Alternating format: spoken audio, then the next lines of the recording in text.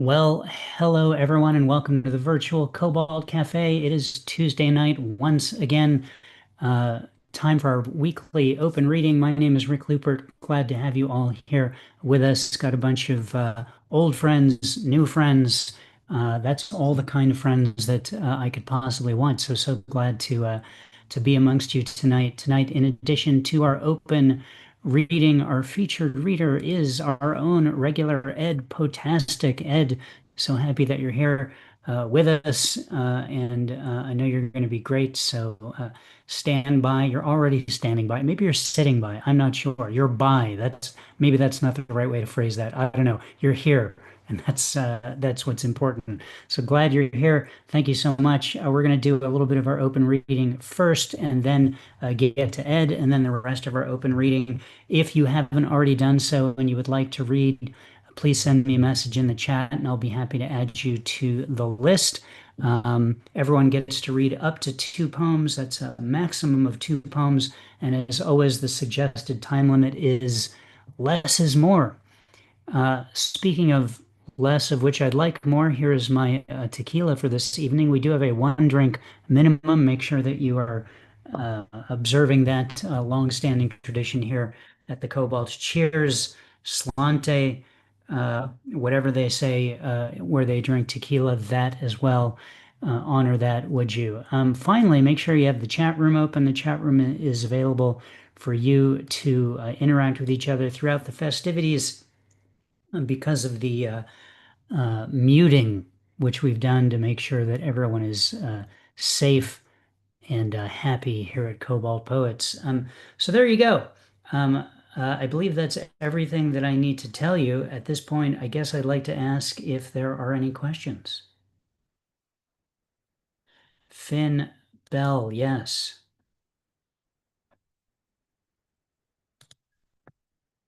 Yes, yes, Rick. Good evening. I was wondering, is BK planning on bringing back the Shake 'em Up fries and when? Is who planning on bringing back? I'm sorry, a little muffled there. Is Burger King planning on bringing back the Shake 'em Up fries and when can I expect them? I see. You know what? Let's just throw that over to ChatGPT and see what it says, because I don't know that I'm qualified for that. Is Burger King planning on bringing back the Shake 'em Up fries? Shake 'em Up fries. Shake, shake, shake.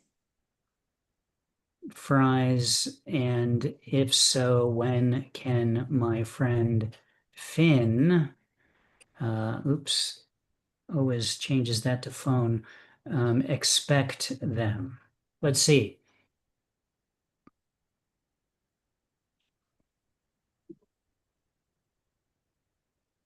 It's thinking, here we go. ChatGPT couldn't find any credible announcement that Burger King is planning to bring back the discontinued Shake 'em Up fries.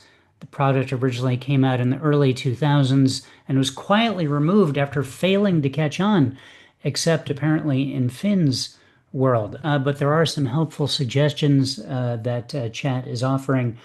I call it Chat. Check the Burger King official website or app for limited time promos or throwback offerings. Follow their social media channels, always a good idea. Sometimes they revive old items for nostalgia events. And finally, and you might want to try this tonight. Call a local Burger King directly on the phone and ask if they've heard of the fries returning in that location. Shelf items and specials can vary regionally. I'm going to hit up my phone tree, if that's such a thing. And also whoever is doing their stats, they failed them because Shake 'em Up fries are the bomb. The only thing that's good in BK. Thanks, Rick. I'm excited that they have an Impossible burger, so it actually gave me a reason to visit Burger King after not having gone for years. But I may just go back, get one of those, get some fries, and just shake them myself to see if I can simulate the experience that you're looking for. Thank you, Finn. Looks like Martin has a question. Hello, Martin. Hello, Rick. I was just wondering tonight if you can remember the last time you went for a walk in the woods. Well, I'm going to say it was a Wednesday within the last month or so. My wife and I go on a walk every Wednesday after Mhm. dinner, and there's a little bit of woods left actually there's a lot of woods, but there's sort of a park that's still wooded, and we walk through there when we go on our walk. The main purpose of which for me is to see if there's any wild bunnies. Mhm. And depending on what time we go, it may be pre or post bunny time of the evening. And I basically judge the success of the walk based on the number of bunnies that we see. Uh-huh. That sounds like my partner. Her evening out in the courtyard is the quality of it is based on how many wild bunnies she sees there too. Yeah, well, there you go. Well, we have that in common. So very good. A great question. Thank you, Martin. Thank you. Ed, I see your hand is up. Our featured reader, Ed Poetastic, has a question. Hello, Ed. Hello, Rick. I have one question. What is your favorite movie and why? My favorite movie is Harold and Maude. Bud Cort, Ruth Gordon, Hal Ashby directed. Very funny, very out of the box, in particular if you're an 18-year-old in 1987 watching it for the first time and seeing, what things can be if they're not quite mainstream. So, highly recommended Harold and Maude. Thank you so much. Thank you, Ed.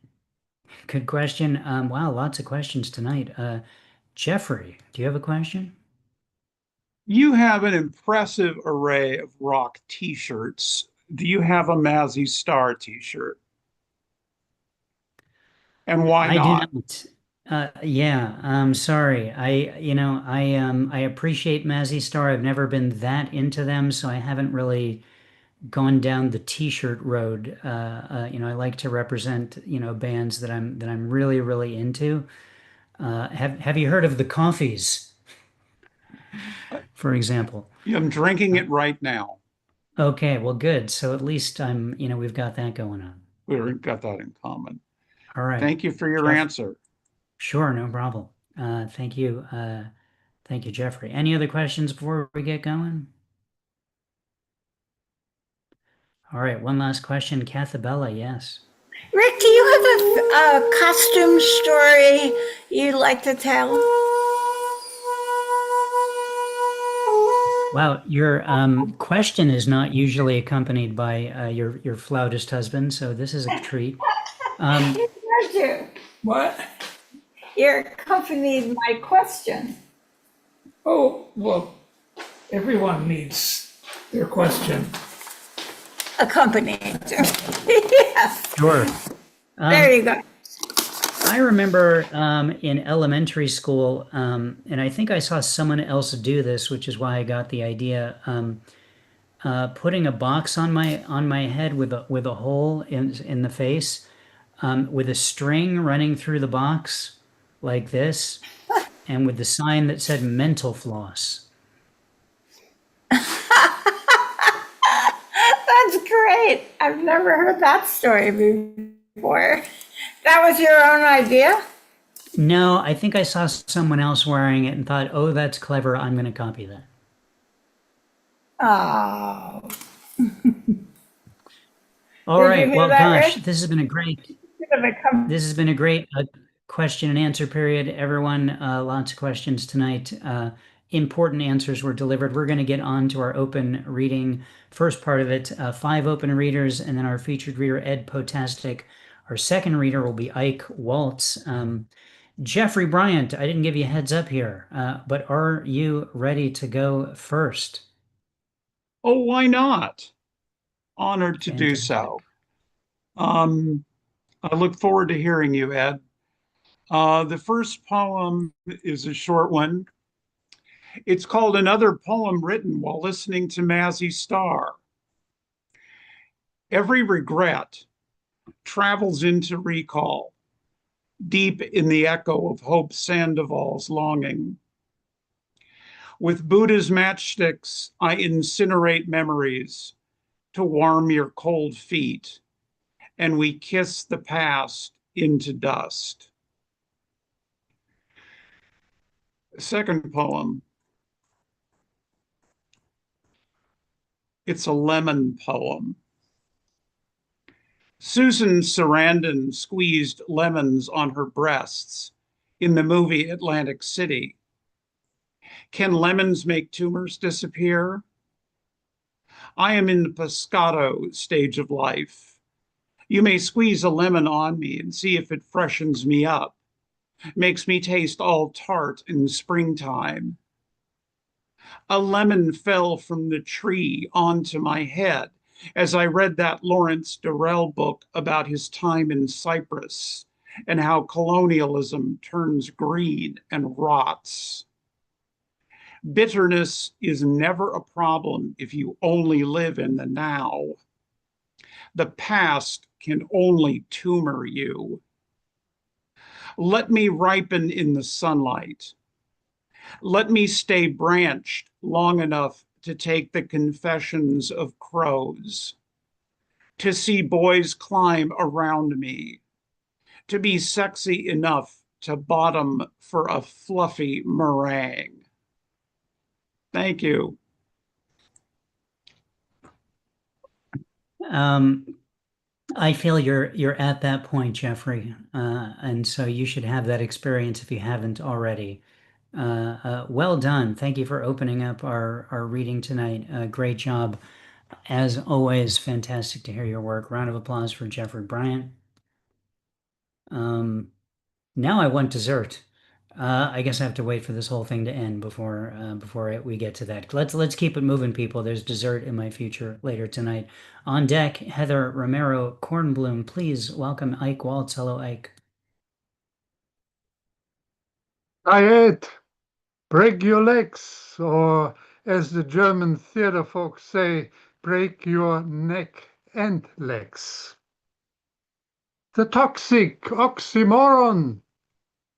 An oxymoron is a figure of speech that combines contradictory terms such as organized chaos, a chaotic poem written by a toxic oxymoron. I ate a jumbo shrimp during the Great Depression. I think I was awfully lucky to read old news by listening to a progressive Trumpster.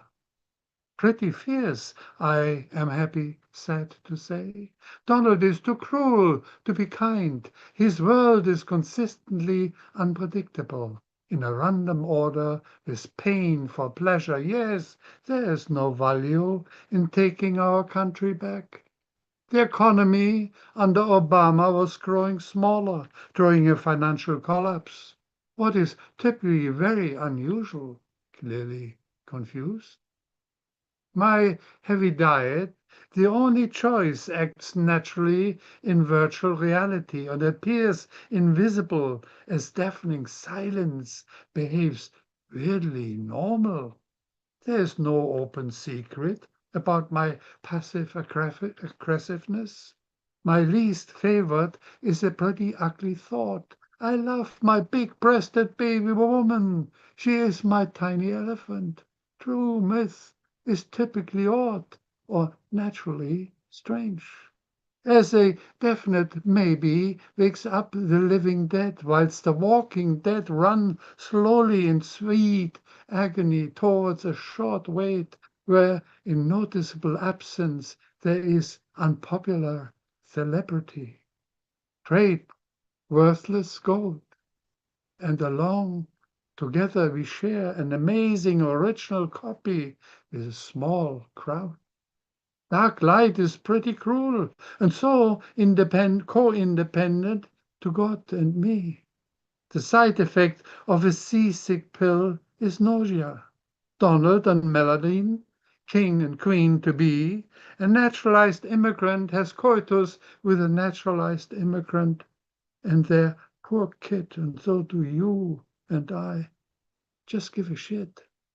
Dumpsters, dumpsters, however, see the blindness in the us and me, the sad joy, and the best in a bully is to appear invisible in shady presence. And after I forget there are good people in the clan, and Donald is a subtle fan. Time appears when disgustingly fresh food tastes awfully delicious, or bitter is that sweet blondie that looks awfully pretty. Let's have a goodbye reception when the dark snow looks terribly good, and there finally will be the beginning of light in all that darkness inside that endless tunnel where each beginning is an end, and the aesthetically pleasing Mexican wall is beneficial for us all. Who said people are dying who have never died before? It is hard to help the dead. I, was sent by God to save Israel from Iran. The numbers prove that American Christianity is toxic. Of those who say Trump did not commit crimes, none were willing to testify under oath. Guys, don't worry about this Iran thing. I'm sure the Kurds will help us. Foreign policy, number one. I am talking to myself because I've said a lot of things. Just look at my metrics. It's all up there. And above all, don't get vaccinated if you have an adverse reaction to the injection. Thank you. Ike, great piece. I have to admit, I'm stuck on the thing that you said before you started reading about breaking your neck and legs, and I'm wondering how far we can take that wish of good luck. I mean, could you say at the beginning of something, I hope you die in a raging pit of hellfire, having broken all your bones? Is that where we're going with this? The word good luck in the theater terms in many states in Europe is very negative. So if you say break your neck and leg, it is positive. Very good. It doesn't sound safe, but linguistically, it sounds like a good idea. But there you go. Ike, thank you so much for being here and for that little bit of knowledge. Round of applause for Ike Waltz. On deck, we have Michael G. Hickey. Please welcome now Heather Romero Kornblum. Hello, Heather. Hi, glad to be here again at the Cobalt Cafe. I'm gonna go with a couple poems. The first one is called Canvas. I was never your wife. I was a canvas for your demons. Who will you hate when I'm gone? So there's that one. And this one is called Alien. Sometimes I shed snake skins, slithering out raw from a split open shell. My next life was in me all along. Right through the insanity, I told myself, there is nothing else left. My words have kept me alive all of these years. A compulsion to be heard, I crafted around the eggshells, framed and metaphored to present a palatable dish. This labor of love, cold-blooded, has kept me true to myself. Through shifting climates, terrains, my own alien flexibility. Through the ectasis, my core endures. So those are my poems today.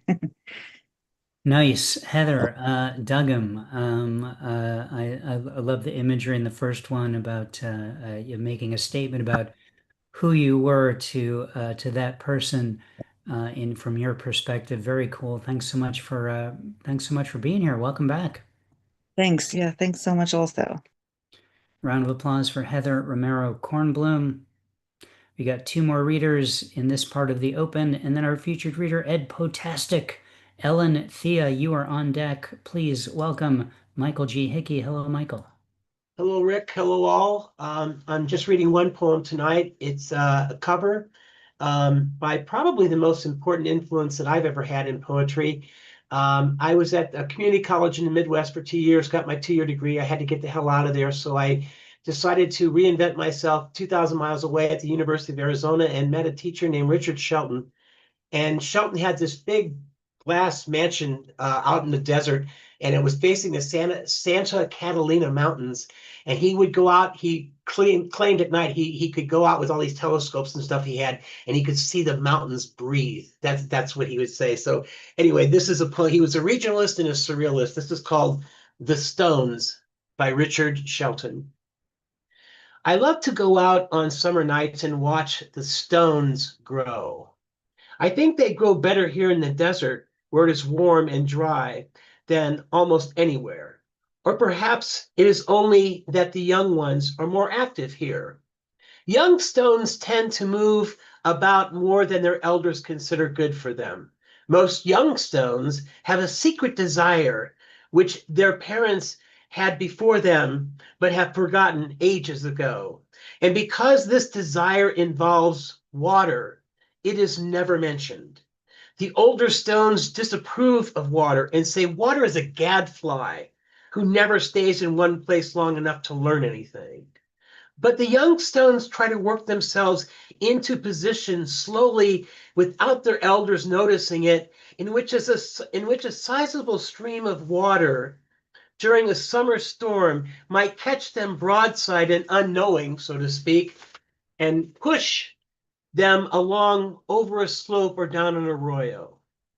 In spite of the danger this involves, they want to travel and see something of the world and settle in a new place far from home, where they can raise their own dynasties away from the domination of their parents. And although family ties are very strong among stones, many have succeeded, and they carry scars to prove to their children that they once went on a journey helter-skelter in high water and traveled perhaps 15 feet, an incredible distance. As they grow older, they cease to brag about such clandestine adventures. It is true that old stones get to be very conservative. They consider all movement to be either dangerous or downright sinful. They remain comfortably where they are and often get fat. Fatness, as a matter of fact, is a mark of distinction for stones. And on summer nights, after the young stones are asleep, the elders turn to a serious and frightening subject, the moon, which is always spoken of in whispers.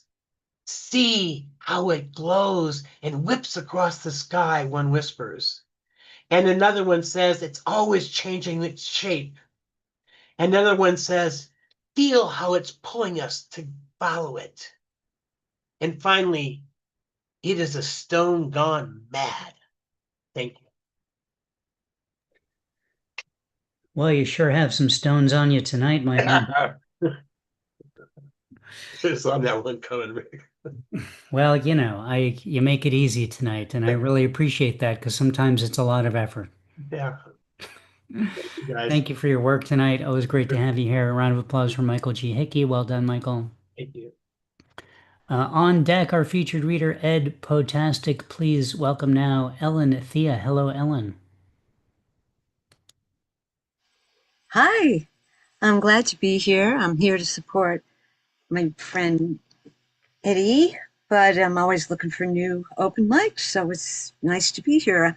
I'm going to read 2 short ones tonight because I wasn't quite prepared, so so to speak. So here are my 2 pieces. Just give me 1 second while I pull this up. Here we go. All right, this is Coherence. Exquisite, individual, shimmering slices, vibrating light, dust, glimmer, dance, the newness, the nowness. Each moment a singularity, oneness, a ringing bell resonates. Every echo punctuated by death's nightly dress rehearsals until opening night's unknown showtime. The second piece is Cooking Lesson. Fragrant subtlety, aromatic nuance. I want to savor each delectable step of this meandering journey. A hint of this, a splash of that. Sprinkle the spices generously. Delicately we simmer, low burn. The occasional stir here and there. Scorching this dish will never do. Too soon, too often. Checking a souffle, the wishful blooming. Oh, but how I dream that our peripherally watched, unwatched pot will soon boil over. Riotous, tumultuous bubbles, steam rising, our cake will be baked, and I will lick the icing off your fingers. Thank you. More and more talk of dessert so early in the reading. You're making me salivate, Ellen. Cool reading. I'm glad you found our space, and I hope you come back and read more. I dug the bell that you added in, and it's very sweet that you're here to support Ed. And so thank you so much for being here. Welcome to Cobalt Poets. Yeah, looking forward to coming back. Thank you. All right, cool. Round of applause for Ellen Thea. On deck after our featured reader is Carl Stillwell. So Carl, stand by. You're going to be up after our featured reader. All right, that leads us now to our featured reader, Ed Poetastic. Ed, so many of you are here to see Ed, which is really cool that Ed has brought out a group of people who haven't been to our space before. He has a following apparently, and they followed him into Cobalt, and now we have to feed them. So I don't know, but it's going to be fine, I think. Ed is a Washington, D.C. poet. 9 years of poetic fire flowing through his pen, he writes in his bio. He's participated in some really cool open mics virtually, like the legendary New Yorican Poets Cafe out of New York City. I actually was in that space once. It was fun and cool. His work has been featured in a bunch of anthologies, and he says a bunch of other cool things. But I have to tell you, he's just a really nice guy. He's a grateful person. Almost every word out of Ed's mouth is thank you, which is really sweet and deferential. And so I know that Ed appreciates being here as much as we appreciate having him here.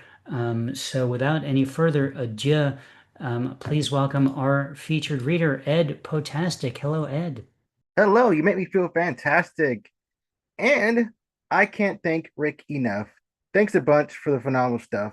Thank you all for coming. You're going to hear a lot of somethings. Welcome to the wonderful world of rhymes. Please sit back and enjoy your time. Hello, my name is Ed Poetastic. Hope you're fantastic. Please time to enjoy my rhyme. Five sublime. I got a couple of poems, so I will take too much time. The first poem is called Just Right. It doesn't matter. Keep climbing the ladder. Don't think, just write. Write whatever is in sight. Your pen has no rules. You're not in school. Keep writing the lines. The lines of personal design. If you pawn your actions, it won't give you satisfaction. Oh, it's all wrong, wrong, wrong. Who cares? Does it come off strong?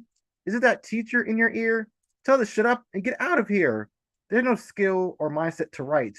Please write with all your might, all right. It sounds boring with many errors. Okay, you have grammar terror, but no pressure. Like you, it's a work in progress. No need to suppress, if I can confess. It's not an exam, project, or test.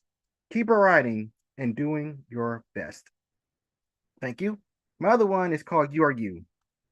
I was my girlfriend's dream, but inside I wanted to scream. I smiled, moped, and played my part, while the truth burned my sad heart. It's hard to walk in a black stream, to live inside someone else's dreams, to wear a mask bound in a fake blend, while your own soul rests inside a trash bin. A platypus among the ducks, same pond, feathers, and luck.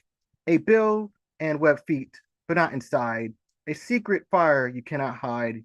If you're felt lost, confused, or small. Listen, do you hear the call? You're not clay or made to mold. Be yourself, brave, fierce, and bold. Life has no script or strict scheme. Don't shrink to fit another's dream. Don't forget the words or labels. You're the spark, the flame, and the fables. You're not a horse in a stall. You're not a robot or a teapot at all. You are the keeper, the master, and the flame. Now own your titles and name. You are the jackpot and the spark. You're the light that shines inside the dark. You are tall, but not confined. You are simply magnificent and divine. Thank you. Another one's called Why Not Be Kind? You need to be kind before life kicks you behind. Do for your humanity to change hearts or society. My grandmother taught me kindness with chocolate and a big kiss. Kindness can kill the monsters or change the fakers to makers. People always have this question for their unpredictable situation. What's in it for you and me? Well, change if you can see. Some people love to be selfish, but complain about empty dish. Some people love to be greedy, but aren't they being the most needy? Some people love to be angry, but blame everyone for being snappy.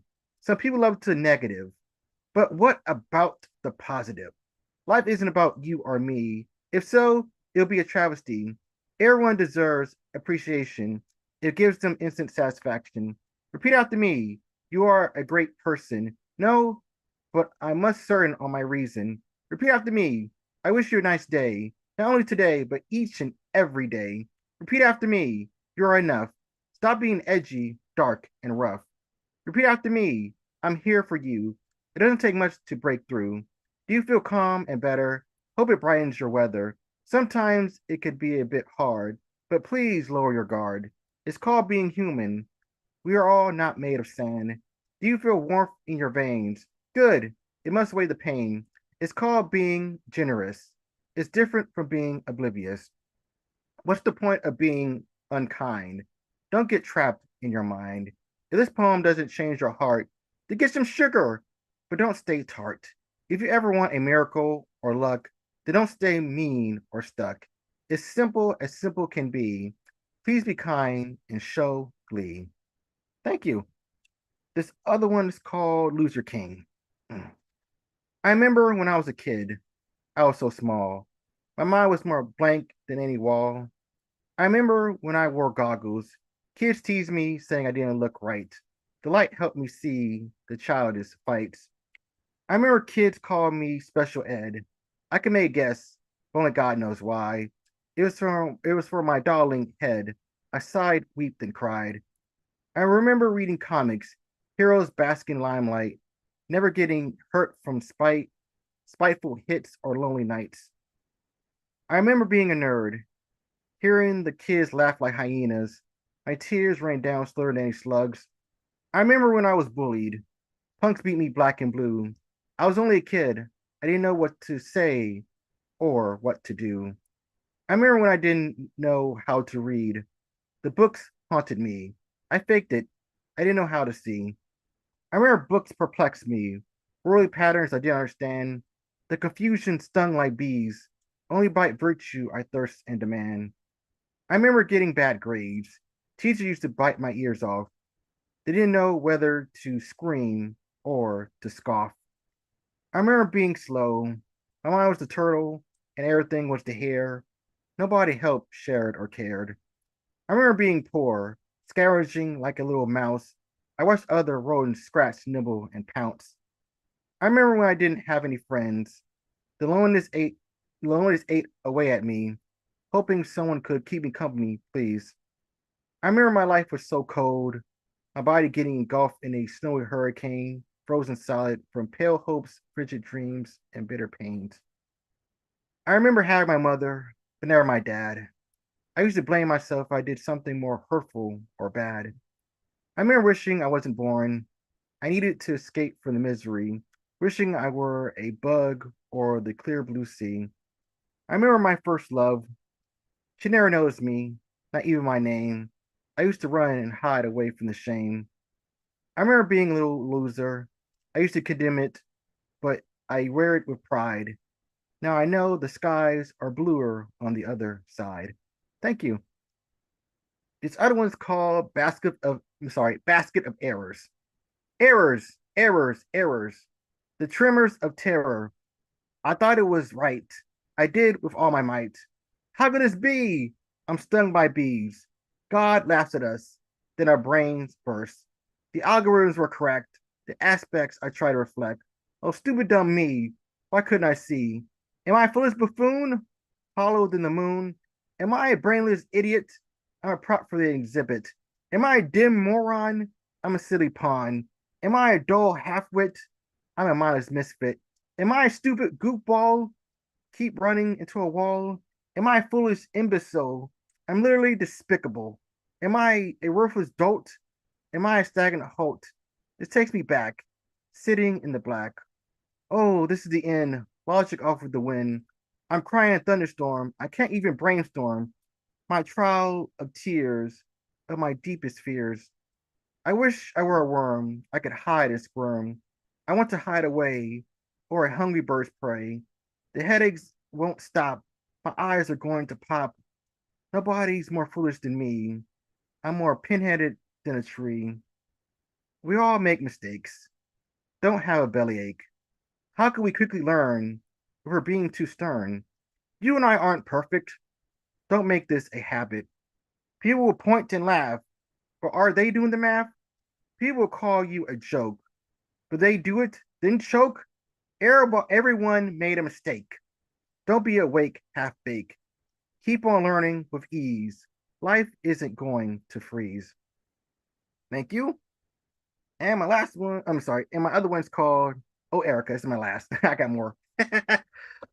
Oh Erica. Why are you so much pain in these chains?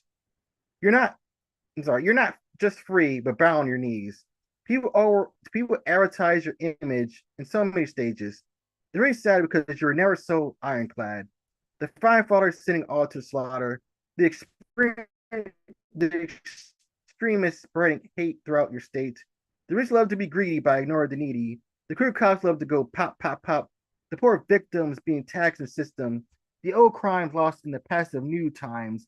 The wars, what the heck are we fighting for? The pandemic is kind of sort of raising havoc. The golden fool is being used as mindless tools. The flash reporters preaching everything but order. The social media bug hiding compassion under the rug. The worshippers of green causing the crime scenes. The innocent in cages watching anarchy rages. The vivid machines cast away some humanity. The noisy guns seem to avoid the trial runs. The pleas of Mother Nature in blazing labor. The global warming clouds breathing so loud.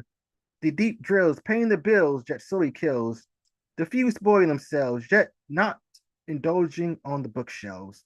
Oh, Erica, you're everything but red, white, and blue. What the heck have they done to you?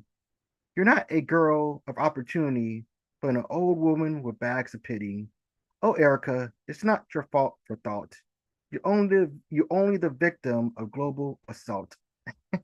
Thank you. This other one's called Orange Crown.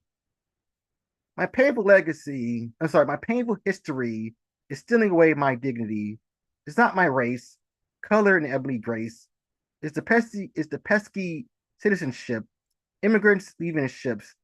This is not the dream, an asshole feeling supreme. Don't blame the voters. You can blame the stockholders.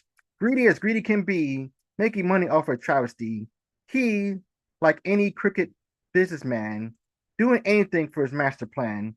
What's the point of separating families with much hatred for nationalities? What's the point of pesky terrorists?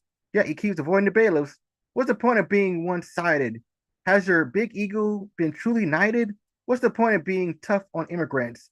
Great impudence shown by co-delinquents. What's the history of your great grandparents? Oh, your speech is being vaguely transparent. What's the point of killing the poor Constitution by taking our contributions from the institutions? What's the point of destroying America while extremists snort inner hysteria? I'm trying to hang on to a slither of hope. I know I'm a dope, but I'm trying to cope. Our great grandparents survived the Great Depression. I love to mention we survived the COVID oppression. We will strive to see his reign crumble to the ground. Then we will be the ones with crowns in front of the orange clown. Thank you. I got another one. This is called A Bowl of Purpose. Excuse me. I used to work for a nonprofit. A time I can't forget to check. Grow vegetables for needy, giving them away so freely. Why am I talking about this? Everything you do is a kiss. You write your inner tale to cast your literary spells. You go to work each day to make sure everything is okay.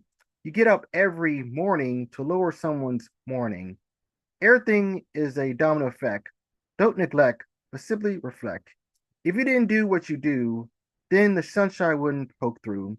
I know it doesn't feel like you did nothing, but dirt can create or shape something. Not trying to say you're dirt. It's not to hurt. It's not to alert, but you're the bowl of dessert. Your skills of being make someone's day. Be sunshine or clay to shield away the gray. Thank you. My other one's called The Inner Thread. The needle pulling thread, the thread inside our head, the sewing of our blanket, or a trusty pointy hatchet. We quickly go in and out. Excuse me. The patterns make us shout. Why do we do it? Matter of fact, why do we hide away the black? Why do we cut away mistakes? Why do we bandage all the lakes? Why do we patch up ugliness? Why do we cover the abyss? Stitching away won't change it. Why do you treat your pit like a zit? We always cover the shadows. In the darkness is a meadow. Not all memories are pleasant, but that doesn't make us less intelligent. Everything has a dark side, yet still it was a joyous ride. Everything is bittersweet, but how else can we be complete? The fabric is a puzzle of you. It's sewn with red, green, and blue. If you haven't experienced it, how can you indulge in life's kiss? Things aren't always good. Everything wears a coat or hood. Don't condemn your painful past. Your good times can still last. Don't hide your hideous gain. There's no progress without pain. It's not a grotesque tapestry. It's a cloth made from mastery. Please wear your quote with admiration. May it be education to the next generation. Thank you. And this is called Goodbye Isn't Goodbye. Why did you leave as I weep and grieve? I wanted to hang out more, yet you went knocking on heaven's door. You want to play video games. You were good. Oh, the shame. The last thing you text back, the ceiling, you faded to black. Your disease was deadly, yet you came home joyfully merry. You always said, be a man, yet you turn into sand. I wish you were here to help dry the tears. I know you're flying around, telling jokes and funny sounds. I know you're in a better place, with sunshine kissing your face. Don't worry about me, my friend. I know the end isn't the end. When our loved ones die, I know we want to cry. We'll still remember them being the brightest gems. They're not dead and gone. They're inside to keep us strong.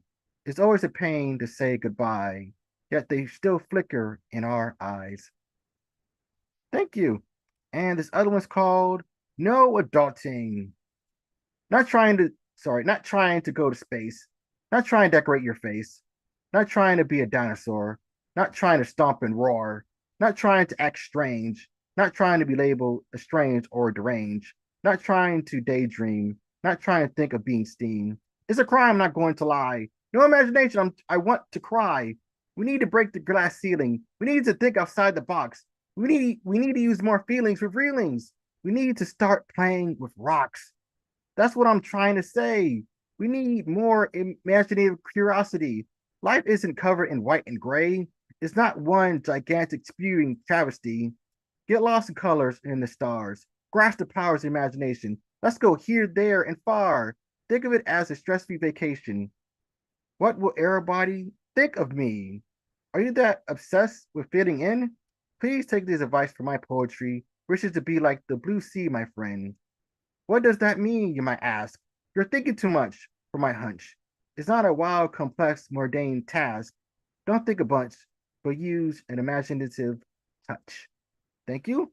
And my last one is called Ode. Let's celebrate you for everything you do. Thank you very much. It's okay to openly blush. Why are you thanking me? You're the ode in my poetry. I personally don't know you, but I'm not sadly blue. I don't know your name, yes, but I'm not ashamed. Do you know the rain that washed away the pain? Do you know the sun who is the pinnacle of fun? Do you know the earth never stopped giving birth? Do you know the wind that tickles your chin? Do you know the sea that's balanced and free? Do you know the needs? Do you know the seeds that grows for your needs? Do you know the stars shooting near and far? Do you know your house or that pesky little mouse? I'm trying to prove a point. I don't have a PowerPoint. You know what I mean? Please be more green. I'm just showing you love as the skies rain down above.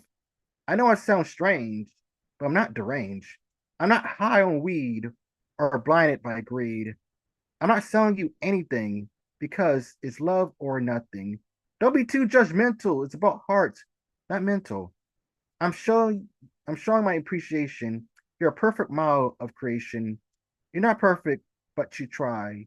You're a lovely woman or guy. Thank you. If I have more time, that's it. Are you asking if you're having more time? Do you Mhm. have a, did you not finish? I mean, do you have a set plan that you want to continue or? Oh, oh, no, no, I don't want to take too much time for my rhymes. But thank you all for being so sublime. Very nice, Ed. Great job tonight. I want to say that there's so much positivity in your work. I don't know how anyone can hear it and not smile and feel appreciated and encouraged, not just in how you speak to other people and are encouraging, but use your own experiences in the past to kind of turn that around for a brighter outlook. Keying back in on your poem about your first love, for example. So that's really cool and a joy to listen to. So thank you so much for all of that work tonight. And again, a bunch of people came tonight who have never been here before because they're your fans. So know that and feel appreciated by me that you brought some new folks here to Cobalt Poets. Really appreciate that. I'm going to paste a couple things in the chat and then also share the screen to show the broadside that I made for the poem that you sent for that. There it is, The Meaning of Poetry. Again, a really positive message about what poetry is and cool exploration of that in this poem as well. And anyone can download this now at the Cobalt Poets website at the link I just pasted in the chat, poetrysuperhighway.com/Cobalt. It's an 11 by 17 PDF that you can look at, print out, do whatever it is that you like with. It's there for you, and it's how we thank and compensate our featured poets, making one of these for them, and then ask that you consider tipping them for their reading. Tonight, the tip Ed gave a Cash App ID, so if you have Cash App, you can use that to put a few tipnesses in the virtual hat that is being passed around via Cash App tonight. So, Ed, thank you again. Great job. Thank you, thank you, thank you, thank you. I can't thank you enough. Thank you for your phenomenal stuff.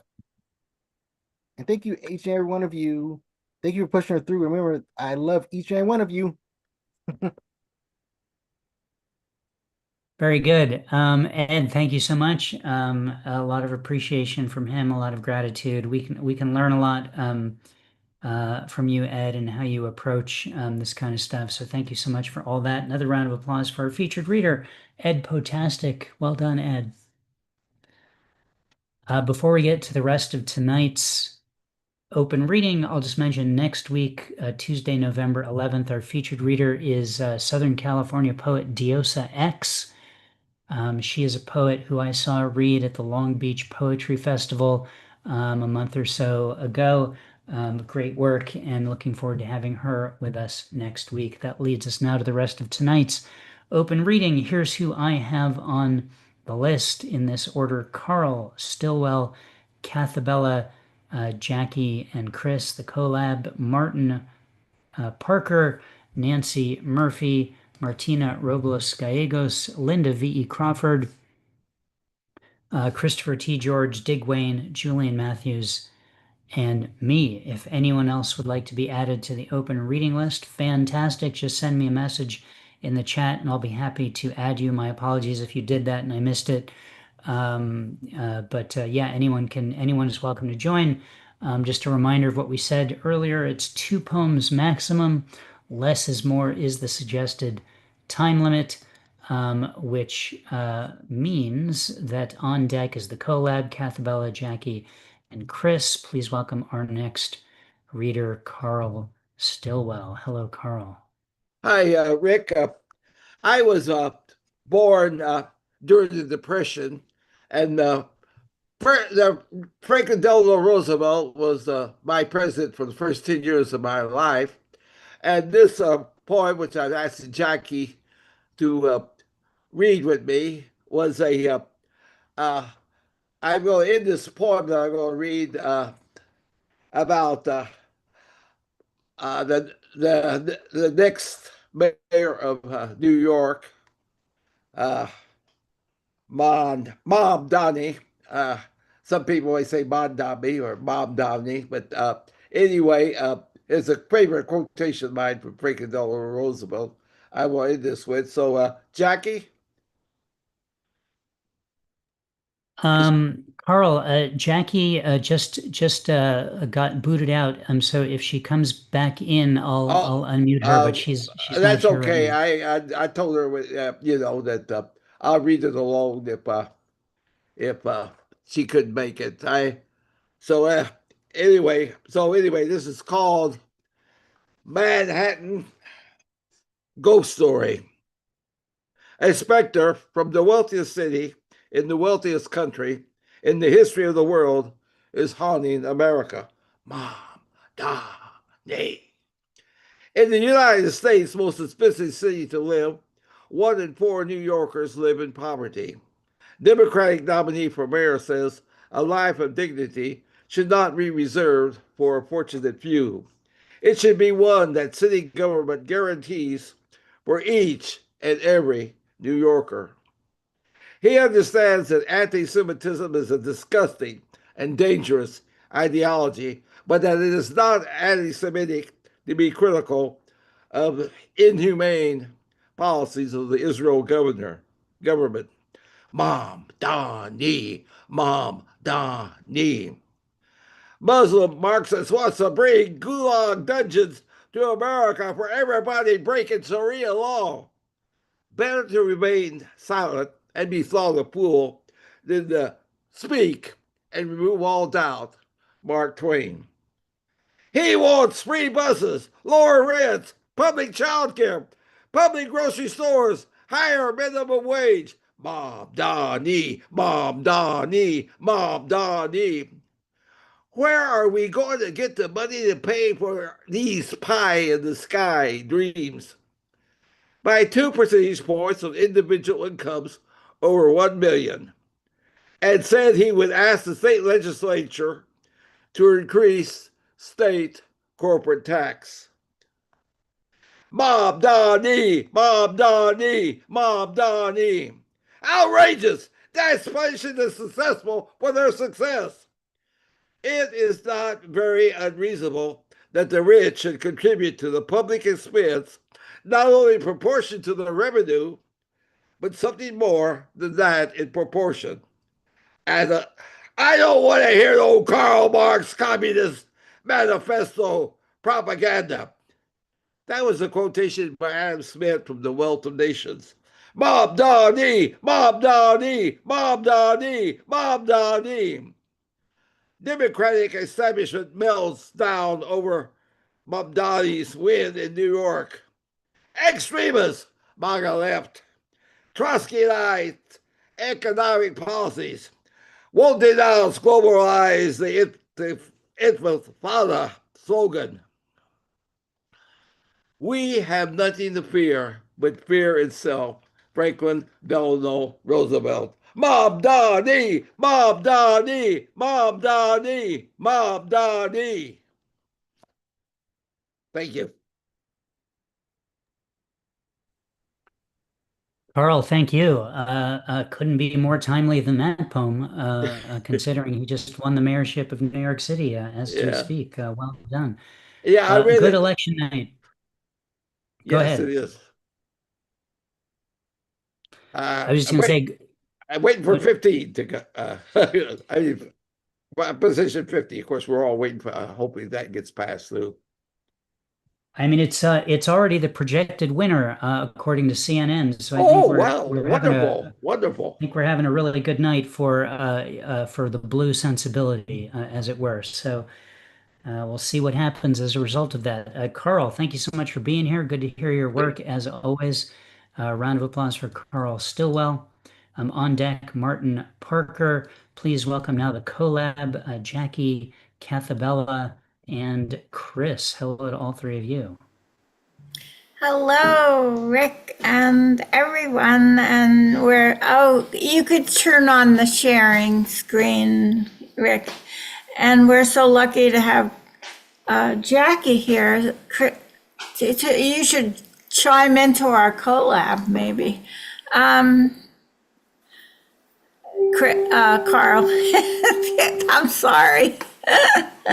Maybe we'll have Jackie. And is it okay now?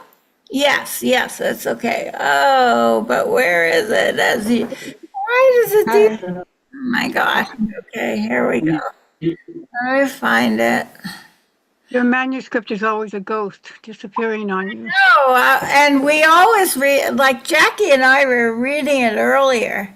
Then once it starts, it decides to hide, you know. I'll find it though. It should be fine now. Let's see if it'll do it.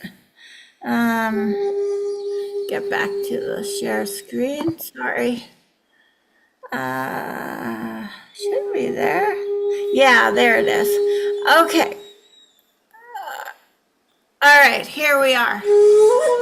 We have some costumes, and Jackie starts us off. Here you go, Jackie. Can you see it? No. Let me get it up. Oops. Oh.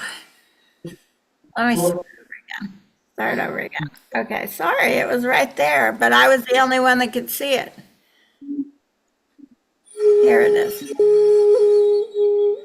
Okay, but it has to go up. Okay, I can't see it yet. You can't. We can see the bottom. We need one more line. I know. It's okay. Let's try it again. Sorry. Oh, okay. Yes. What appeared? I'm afraid to touch it. That it's going to. There it is. Okay. Maybe somebody else can read for me. Yeah, we'll work it out. Okay, I'll read for Jackie. Okay, I see it now. Okay, go, Jackie.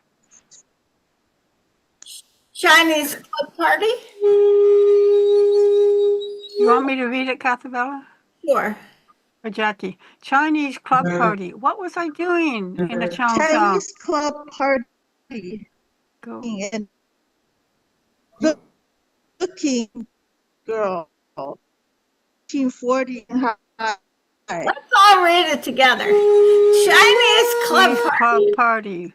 What was I doing in a Cheongsam? Looking like a dancing girl from the 1940s Shanghai. Party. What was that? Okay, Jackie. Alone on Halloween? Alone on Halloween. Dressing up is for the girl. Jackie's breaking up. I know. Oh, this one is perfect. Read that one, Chris. This is Jackie. This should I? It sounds like yeah. My best Cobalt reading, sugar-free cranberry juice, 0 calories, 0. Guilt. So this is just a little sample of how our... Okay, let me turn off the video. This is a little sample of how the poems develop. So the verse in this one, you met Kazuaki last week, and his verse was, go ahead, Chris. Sunday, far away, back in the northern castle, poet brought a set of silk for a woman he has never seen. And Cathabella says, in my dream, the sound of silkworms eating mulberry. I'm in my cocoon making poems while he plays the shakuhachi. And then we have other poets along with us who aren't here, but I'm just showing you how the verses develop. There's Jackie again. Jackie, are you there? Leftover ribbon. I don't think so, Casabella. Yeah, leftover ribbon from Halloween. For how long will I unroll those past regrets? Leftover ribbon from Halloween. For how long will I unroll those past regrets? Yeah, I don't know why it's so hard. I'm just going to scroll through so you can see the development of it, and we'll get to a couple more. I'll read this one. This one is they're inspired by Kazuaki's verse at the beginning. Scent remains here and there, still wafts now and then. So wonder womb, my mother's scent of lavender, her strong heart, my pulse, firstborn of 5, love grows stronger and stronger. And then you see the other verses, which we don't want to take time for, but you can just see how wonderful it is. And this is one of my favorites. Chris, why don't you read it for Jackie? Buried with Chanel number 5, my dorm room, wafting a scent of cluelessness. Okay. Oh, Chris, wait. I don't know why it did that. Maybe we better stop, but Chris, Okay. I have a couple of... I can't hear you either, but okay. Yeah. Afraid? Oh, sorry. We need to stop. I don't want to take any more time from the Cobalt. It disappeared again.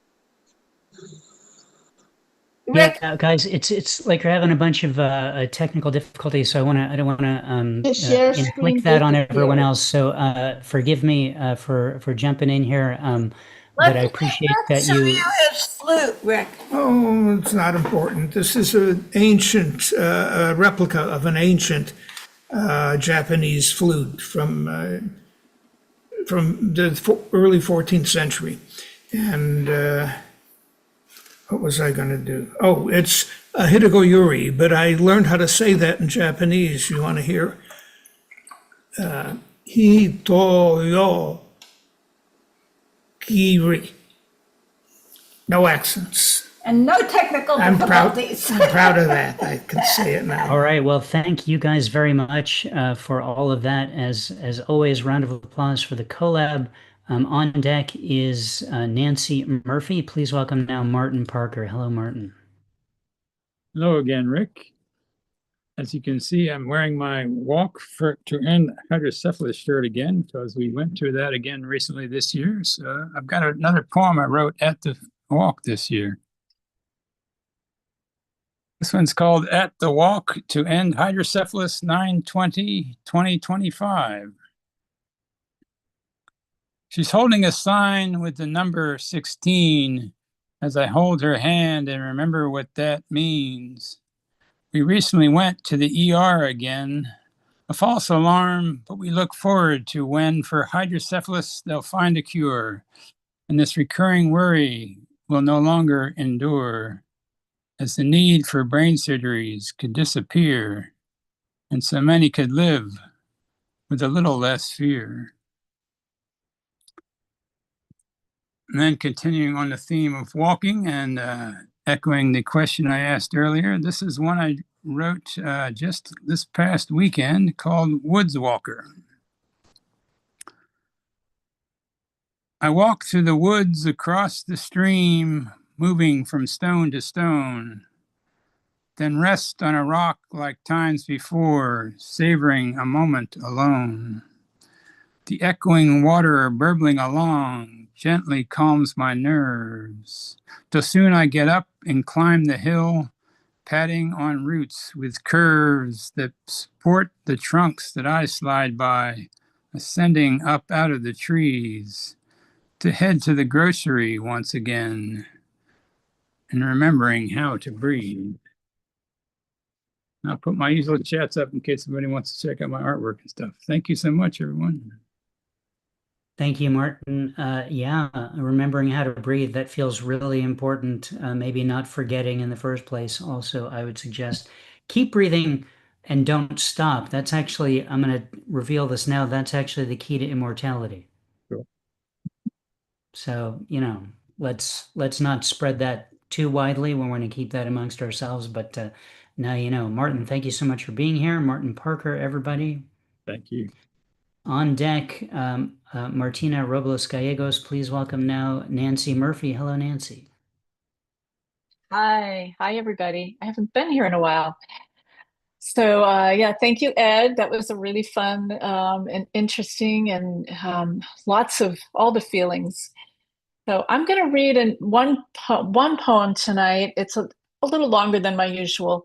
And it was just published. There's a new journal out of San Diego, if you're interested, called Jackdaw Review, JACKDAW. And they do a really nice job. So I have 3 poems in there this month. I think it comes out every 2 or 3 months now. So this one is called, where'd it go? Myrtle Avenue. I remember late night summer games, dippled sunlight between apple blossoms, our skin fresh as sudden snowfall in May, train whistles at night, invitations to leave. Today's a clear autumn day in Troy, New York. I'm strolling down Myrtle to number 23. How did I forget the sound of these birds? Maybe they don't want to be remembered. They're so briefly here. What if our old house doesn't know me anymore? Or what if it regrets us, our big, messy family? This house, so well kept now. Why does it seem like I was never here? Memories make us too heavy to fly, and we are all time travelers with pockets full of plums. I look up at the decorative scrolls outside the attic. They still resemble smiling faces. This was our home for a long while. Tin-ceilinged kitchen, bay window, a perfect fit for the Christmas tree Dad cut down every year at a farm outside of town. My bedroom window in the upstairs back corner. The Dutch elm tree that overlooked it, long gone. The wide striped wallpaper sprinkled with violets. I can still see Mom on a ladder, carefully measuring, cutting, aligning the repeating patterns, brushing on wet glue.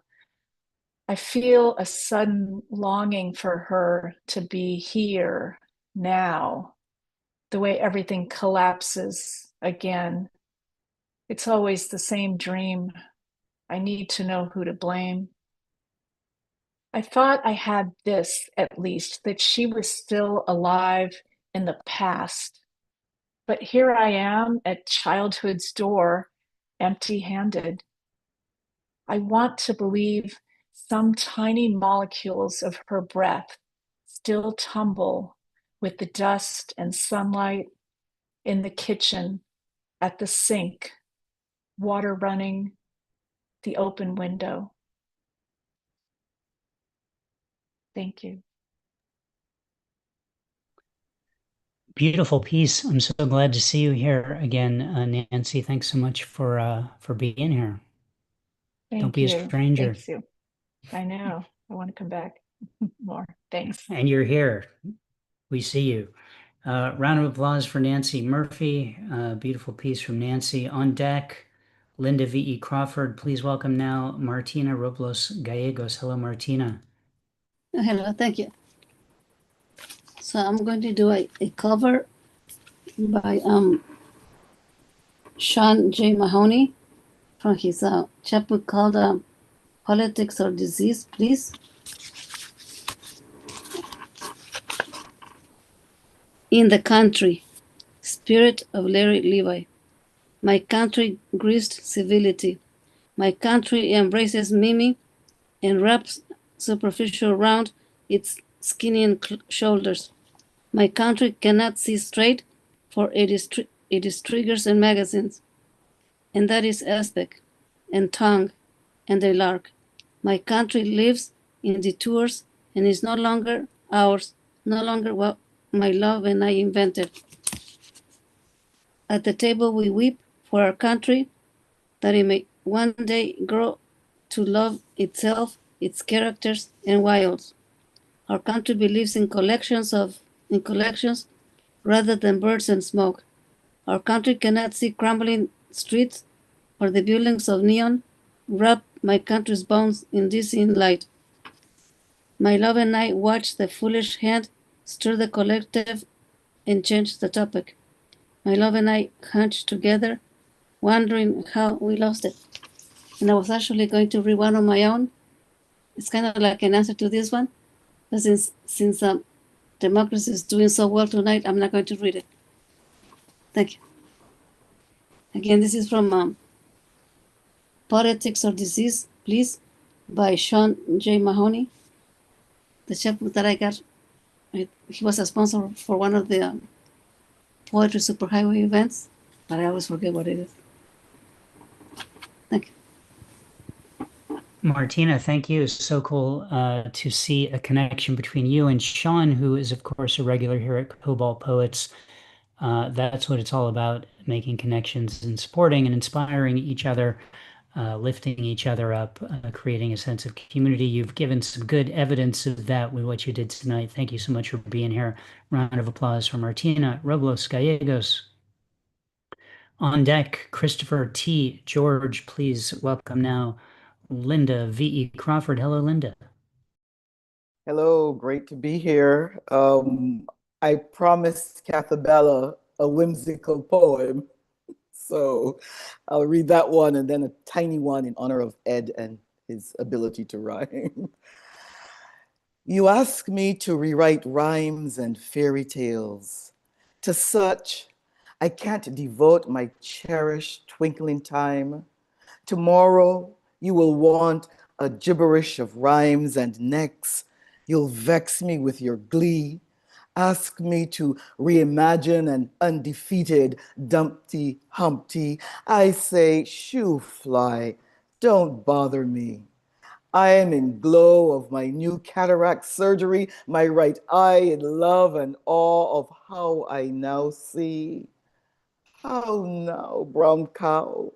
Oh, no, siree. Don't distract me. Don't turn my head upside down with a cup of that cocoa tea.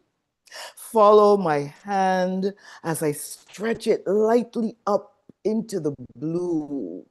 Float after my fingers, tingling in softened cumulus dance, a beckoning. Let half of me run twirl and spin and curl inside the sky as never danced before. See bright dimensions unimagined, the other half of me in idle rest, flat upon the beach in grins, squish of toes in sand. If all the seas were one sea, what a great big sea that would be. So many cockles and tiny shells for Sally to sell by the shore. Is that a hint of orange glow, a sway of eyes unframed, a peak of dancing, red and blue, a flame, as I direct my aim. Ignite a pot of gas boiled wet, a steeped chrysanthemum, tea, more crimson than a song of ocean waves forever crashing. I cannot swim a fairy tale. Island girls back then not taught to swim, nor boys jumped into the sea and moved like fish and never drowned. Adolphus, Adolphus, give him a piece, I can tell you what happened. Poppy kill him, Poppy kill him. I will tell it all in time, time in tea and deeper, newer eyes. But for now, don't speak to me of reinventing nursery rhymes. That's the end of that madness. And then I have a very teeny poem because, unlike Ed, I hate rhyming, and I wrote this in just a moment of, you know, rhymes revenge. The aged poet in frustration opined, God damn, I've already penned every line.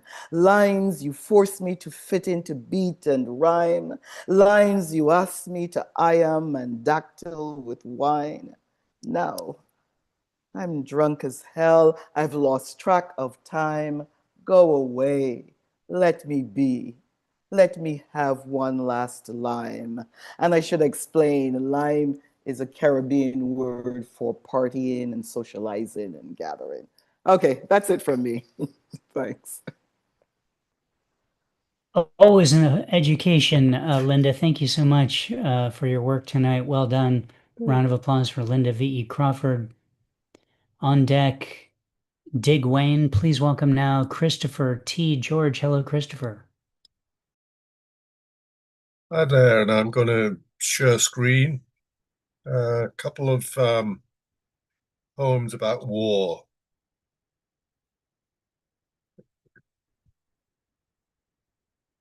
It's about the British Army in the First World War, shot at dawn.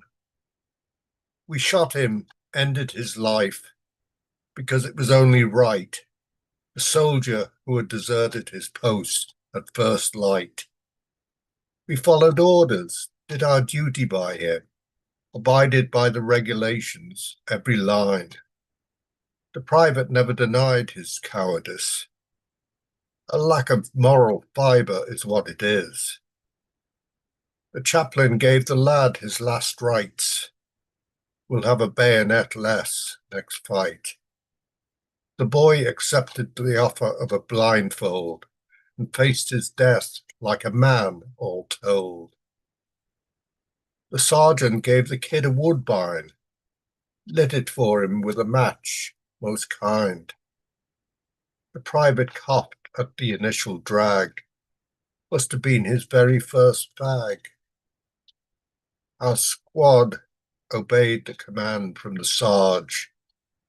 The boy dropped at the single barrage. And this one about the Civil War. Cyclorama at Gettysburg. Each time the park ranger turns on the lights, Pickett's men hurtle to their deaths, charging onto the Union bayonets as an already defeated wave, their Confederate banner streaming death red. The two-story canvas encircles us with a carnage that never ceases, a war that never ends. Near us, bored children horseplay, oblivious to their teachers' commands. Don't they know that around us everywhere, the blood will never dry, even when the ranger turns off the lights? Thank you. Christopher, thank you so much. Even more education from you as usual. Always interesting to see what you're delving into and getting us to delve into as a result. Thanks for being here. Round of applause for Christopher T. George. On deck, Julian Matthews, please welcome now Dig Wayne. Hello, Dig. Hello, Rick. Hello, everybody.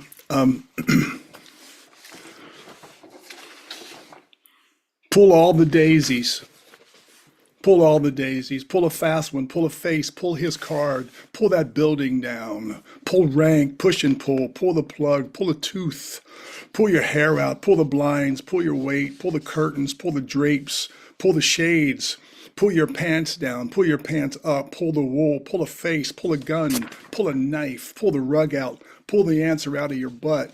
Pull some pork. Pull a fast one. Pull rank. Pull my daisy. Pull your card. Pull your punch. Pull some pork. Pull a face. Pullman porter. Pull the blinds. Pull your card. Pull it out of my ass. Pull it out of the air. Pull his card. Pull her chart.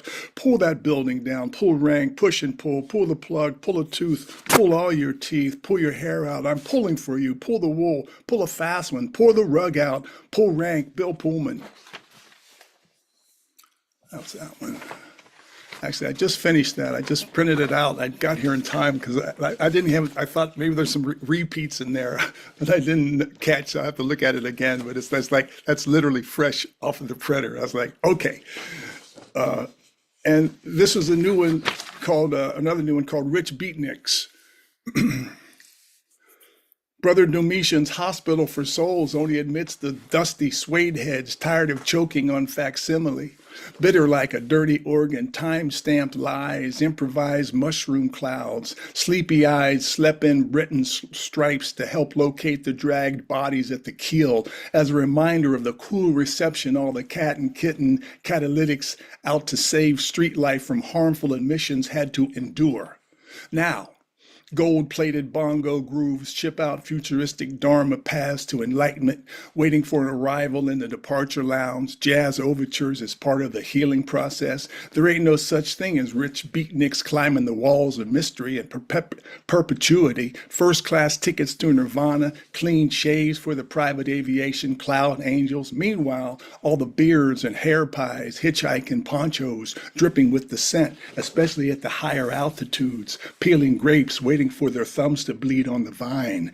Daddy-o and Mommy-o blue Indian herons on Mecca burgers and drive-through guru contributions, mountaintop getaways, hindsight, foresight. Ultimately, dust shawang will blow all minds back to the true sense of being if you can dig it enough to look it up and down. Thank you. That really is the litmus test there at the end. If you can do that, dig. See, you're in your own poem. By the way, I don't know if you noticed that. In the first poem, you were asking about repeats. You did say both ass and butt separately, and those at least are very similar. Yeah. I haven't had a chance to really review it. I swear to God, I just printed it out at the last minute. I was like, okay, I think I might read that. I had another one on standby, but I kind of wanted to read this one. And I thought, Pull My Daisy, that's that Kerouac poem, Pull My Daisy. I thought, that's why I thought, pull all the daisies. It's an exercise. Yeah, no, I hope you're not getting printer ink all over you while you're waiting for that thing to dry off. But I enjoyed it a lot. And you will be hearing from the Bill Pullman estate on the legal ramifications of the way you ended that poem. But I think it'll be fine. Probably out of court situation. I hope so. I think I don't want any trouble with Bill Pullman. No one does. No one does. Really fun tonight, Dig. Thank you so much. Thank you, Rick. Thanks everybody for listening. Round of applause for Dig Wayne. We got a couple more before I close out the open reading. Denise Dumars is on deck. Please welcome now Julian Matthews. Hello, Julian. Hi. Share screen. Thank you. Influencer. Why this obsession with counting followers? Are you a goose who needs her goslings? hoping to lay a golden egg for that one Ken, to la la land a man from all these nerdy fans, a gander to be baited from TikTok banter, or a parade of waddling penguins in their tucks, to lessen the pain of why your polar life sucks, the dog-tired dread of being alone, chewing on your own bone, this tight social media leash, waiting to be released by some salivating, gift-giving stalker, a creepy jerk offer. Really? A soulmate from groupies of geeky gawkers? Newsflash. You can't fill a real heart from clicks of heart emojis. Likes on rectangular screens doesn't square with likability. A meme is not a real memory. It's just a means to your end. Going viral isn't the be-all and end-all. It's ridding you for the fall. You are more than this. Go offline for a bit and find your bliss. Even ever-needy influencers can eventually locate their centers. In poem, in a short one, 1,000 selfies. You know, I have to say your 1,000 selfies don't do you justice. They're just a little bit off. Maybe consider a facelift or a makeover or Botox, or maybe grow older or wiser and care less for the way you look to others, because the only selfie that really matters is the one that doesn't end with IE. Thank you. Well done, empowering work there, Julian. Thank you so much for sharing that with us. Thanks for being here. A round of applause for Julian Matthews. I'm on deck to close out the open reading. Please welcome now Denise Dumars. Hello, Denise. Hi, everybody. I thought I would read a couple quick tonight since we're coming into a full moon tomorrow. So these are full moon adjacent poems. This one's called Swing Shift, if you've ever worked swing shift. Ripe elvenware this cauterized Monday, and a moon over the top like a broken yolked egg. We shovel wire and bees, whip nuggets, peel limpets, stoke the tide against midnight with industrial brooms. And that was from my chapbook, Speaking Bones. And here's one of the many werewolf poems that I apparently write all the time, and I don't realize how many of them I write. It's called We Love What We've Become. Starts with a quote, we love what we are, we love what we've become. That's from Michael Collier's poem, All Souls. Because tonight is only the moon on a silver platter, and running and baying is the thing that spreads the joy. Who let the wolf out? He howls like the owlet, coos like the pigeon, sniffs the fine pine air, and waves his tail, turns to glower. Who let the cat in? The panther stalking, hiding amongst the leaves, quiet as the wolf is loud, and unseen as the silver moon is seen. Her eyes are sunny lamps, and tongue is a pink lozenge to savor. Slipping in and out of the sliding door, paw as large as catcher's mitts. Dark of the moon would be better, she opines, but Wolf is not in agreement. He runs his nose through the lawn like it was a line of rose petals. But Panther's nose has already taken all in, the herbal goodness of the garden. Small things that scurry should stay still. The bark beneath her claws is crunch and stir and quake the creatures in oaken crevices. Sweet blood makes red the pink.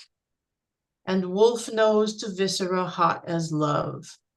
Panther smiles and hisses. Tonight we love what we've become. Thank you. Fantastic, Denise. I've got a werewolf poem out there somewhere myself, so I got very excited to find out that you have a whole body of werewolf poems over there. So I hope to hear more of them. Great to hear that one, and thank you so much for being here tonight. Round of applause for Denise Dumars. Okay, I'm going to close out the open reading with a couple of poems. The first one I'm going to read is from my book. Hi, Moose Alert. Been reading through this book since it came out a couple months ago, and the first part of this trip, we were on a ship, a Holland America cruise ship for 3 nights, and we somehow scored this really nice room. This poem is written inside that room. It's called Inside the Neptune Suite. 1. Back in America, a young boy who likes stomping on living things may change his pronouns to antinouns. 2. I'm watching the bow of the ship as displayed via camera on the television in our cabin, even though it is available out the window just to the left while waiting for Addie to get ready so we can have Dutch pancakes in another part of the ship. All she has to do is put on socks and shoes now. I could stand up and glance out the window, but it is a sitting moment, and soon enough these feet will be on Alaskan ground, also in socks and shoes, as is the custom of our human people. 3. I've had to pee since Canada.